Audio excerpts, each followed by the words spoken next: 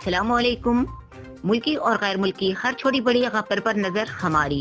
देखते रहें के news channel international. Renala Khurd में आरएसएल क्रिकेट टूर्नामेंट का इनेकाद किया जा रहा है, जिसमें रेनाला खुर्द की 60 टीमें हिस्सा ले रही हैं।